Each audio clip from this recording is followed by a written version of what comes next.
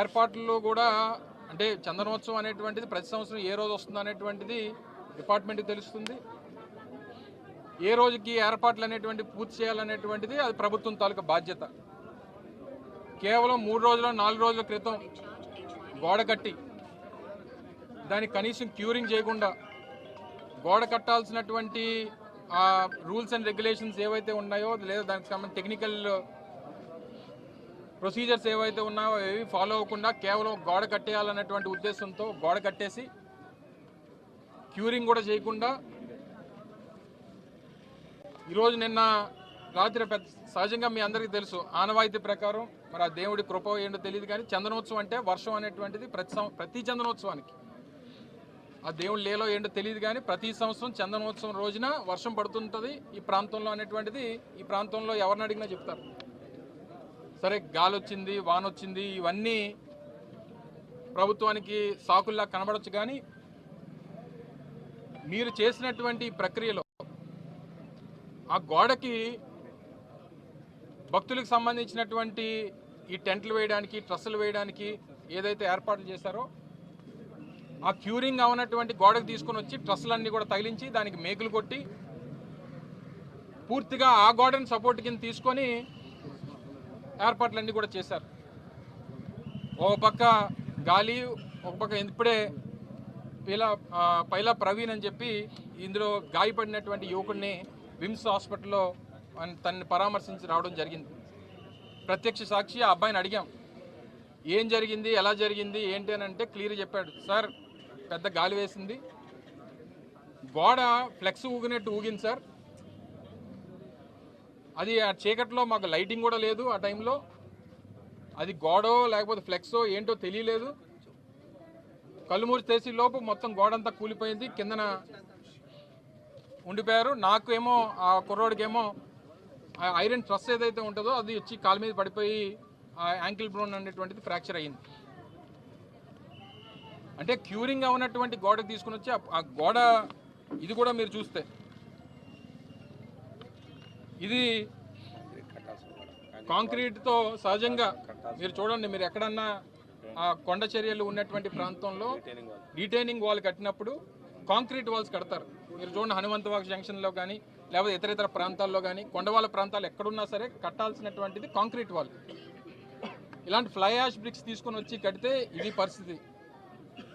దీనికి క్యూరింగ్ లేదు, మధ్యలో కావాల్సినటువంటి కాంక్రీట్ పిల్లర్స్ లేవు, క్యూరింగ్ అనేటువంటిది జరగలేదు. దానికి తీసుకొని వచ్చి ఐరన్ ట్రస్లు అన్నీ కూడా తీసుకొని వచ్చి ఏర్పాట్లకు సంబంధించినటువంటివి అన్నీ ఇదే గోడకి వారు కొడితే దీని నాణ్యత ఇది. ఆ చుట్టుపక్కల ఉన్నటువంటి మీరు కూడా పత్రికా సోదరులు కూడా ఉన్నారు ఇందులో, మీరందరూ కూడా దగ్గర నుంచి చూసుంటారు. ఈ పక్కన ఉన్నటువంటి ఏర్పాట్లకు సంబంధించినటువంటి ఏదైతే పెండాల్స్ ఇవన్నీ కట్టారో దీనికి సంబంధించినటువంటి సపోర్ట్ అంతా ఈ గోడ మీద పెట్టారు. సహజంగా గాలి వచ్చినప్పుడు ఏమవుద్ది, అటు ఇటు పెద్ద ఎత్తున పెద్ద గాలి వచ్చింది, ఆ ఊగింది అంతా తీసుకొని వచ్చి ఆ కొండ చర్యలతో పాటు పూర్తిగా భక్తుల మీద పడిపోయి అక్కడికక్కడే 7గురు మరణించారు. పాప ఆ కుటుంబ సభ్యుల తాలూకా రోదన చూస్తే వాళ్ళని ఎవరు ఓదార్చేటువంటి పరిస్థితి లేదు. 30 ఏళ్ల కుర్రవాడు, 27 ఏళ్ళ ఆయన భార్య, ఆ భార్య తల్లి, వాళ్ళ మేనత్త, 2 యువకులు, అంబాజీపేటకు సంబంధించినటువంటి 2 యువకులు, ఒక స్టీల్ ప్లాంట్లో పనిచేస్తున్నటువంటి ఒక ఎంప్లాయ్. వారు కేవలం భక్తులుగా దేవుడి దర్శనానికి వచ్చి ఆ నిజరూప దర్శనం చేసుకుందామని చెప్పి పాప రాత్రి 2 గంటలకి క్యూ లైన్లో 300 రూపాయల లైన్లో నిలబడి చేస్తే ప్రభుత్వం కనీసం బాధ్యత లేకుండా ఈ రకమైనటువంటి పనులు ఇటువంటి నిర్మాణాలు చేసినప్పుడు ఆ పక్క నుంచి లైన్ అయితే తీసుకొని వెళ్ళడానికి వీల్లేదు. సపోర్టింగ్ లేదు, క్యూరింగ్ అవ్వలేదు, నాణ్యత లేనటువంటి గోడలు కట్టి ఆ గోడ పక్కనే మీరు తీసుకొని వచ్చి క్యూ లైన్లో పెడితే మా గోడ కూలిపోయి 7 చనిపోతే ఎవరు తీసుకొచ్చిస్తారు ఆ కుటుంబానికి? ఆ కుటుంబ సభ్యుల్ని తీసుకొచ్చేటువంటి అవకాశం ఎవరికన్నా ఉందా? ఈరోజు ఆ కుటుంబ సభ్యుల తాలూకు రోదన, ఒకే కుటుంబంలో 4 అంటే ఆ తాలూకు కడుపుకోత, దేవుడి దర్శనానికి వెళ్ళి తిరిగి ఆ పరలోకానికి కలిసిపోయారంటే దీని అందరికీ ఎవరు ఇంకా ప్రభుత్వంలో ఉన్నటువంటి పెద్దల మాటలు చూస్తుంటే అసలు ఆశ్చర్యం వేస్తూ ఉంది. దీన్ని కూడా రాజకీయం చేయాలని కాంట్రాక్టర్ ఎప్పుడు కట్టారు, ఏ ప్రభుత్వంలో కట్టారు, ఈ కాంట్రాక్టర్ ఎవరికి ఇచ్చారు, ఇదా ఈ సమయంలో రాజకీయాలు మాట్లాడడానిక? వైఎస్ఆర్ కాంగ్రెస్ పార్టీ డిమాండ్ చేస్తూ ఉంది, ప్రతి కుటుంబం చనిపోయినటువంటి ప్రతి వ్యక్తికి ఆ కుటుంబ సభ్యులకు ₹1 కోటి ఎక్స్గ్రేషియా ఇవ్వాల్సిందే, ప్రభుత్వం నుంచి ఒక ఉద్యోగం ఇవ్వాల్సిందే. అది మేము అడుగుతుంది కాదు, కుటుంబ సభ్యులు అడుగుతూ ఉన్నారు. ఏదైతే గతంలో ఏ రకంగా జరిగిందో, గతంలో జగన్మోహన్ రెడ్డి గారు ఎల్జీ పాలిమర్స్ ఇన్సిడెంట్ అయినప్పుడు ఏ రకంగా సహకరించారో అలా చేయాలని చెప్పి వారి కుటుంబ సభ్యులు చెప్తా ఉన్నారు. తప్పకుండా ప్రతి కుటుంబానికి చనిపోయినటువంటి ప్రతి వ్యక్తికి ₹1 కోటి ఎక్స్గ్రేషియా ఇవ్వాల్సిందే, ప్రభుత్వ ఉద్యోగం ఇవ్వాల్సిందే అనేటువంటిది కుటుంబ సభ్యులు అడుగుతూ ఉన్నారు. ఘటన తెలిసిన వెంటనే పెద్దలు మాజీ ముఖ్యమంత్రి వైఎస్ జగన్మోహన్ రెడ్డి గారు తీవ్ర దిగ్భ్రాంతికి లోనయ్యారు. తక్షణమే వారందరినీ కూడా పరామర్శించాలి, కుటుంబ సభ్యులకి ధైర్యాన్ని నింపాలనేటువంటి ఉద్దేశంతో ఇప్పుడు 2 గంటలకు విశాఖపట్నం రాబోతూ ఉన్నారు. నేరుగా విశాఖపట్నంలో ఎయిర్పోర్ట్లో ఫ్లైట్ ల్యాండ్ అయిన తర్వాత నేరుగా కేజీహెచ్కి వచ్చి కుటుంబ సభ్యులందరినీ కూడా వారు పరామర్శించాలని చెప్పి వారు రాబోతూ ఉన్నారు.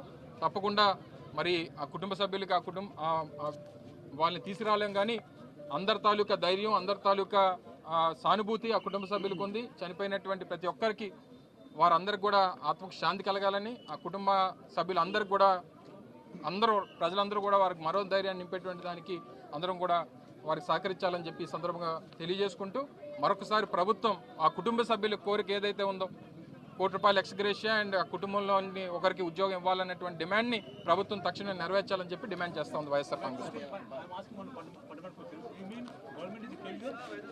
ఆబ్వియస్లీ ఎందుకు కాదనుకుంటున్నారు మీరు?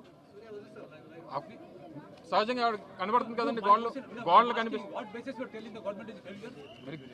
కనిపిస్తుంది కదండి. ఇంకెందుకంటే గోడ కట్టి 5 రోజులు అయిన తర్వాత క్యూరింగ్ అవ్వకుండా ఆ గోడ మీద తీసుకొని వచ్చి సపోర్ట్ పెడితే ఎక్కడన్నా అర్థం ఉందా?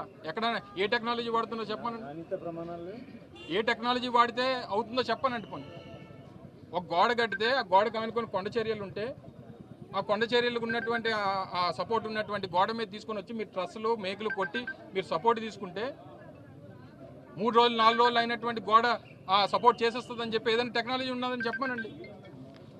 ఇప్పుడు 7 ప్రాణాలు పోయి ఎవరు తీసుకొచ్చేస్తారు చెప్పండి? This is not time for politics. కానీ బాధ్యత ఎవరైతే ఉన్నారో ఆ బాధ్యత తీసుకోవాల్సినటువంటిది ఉంది. తీసుకోండి, యాక్షన్ తీసుకోండి, మా తప్పు ఉందని చెప్పి ఒప్పుకోండి. అది చేయడం మానేసి ఇంకా రాజకీయాలు మాట్లాడడం అనేటువంటి కరెక్ట్ కాదనేటువంటి మా అభిప్రాయం.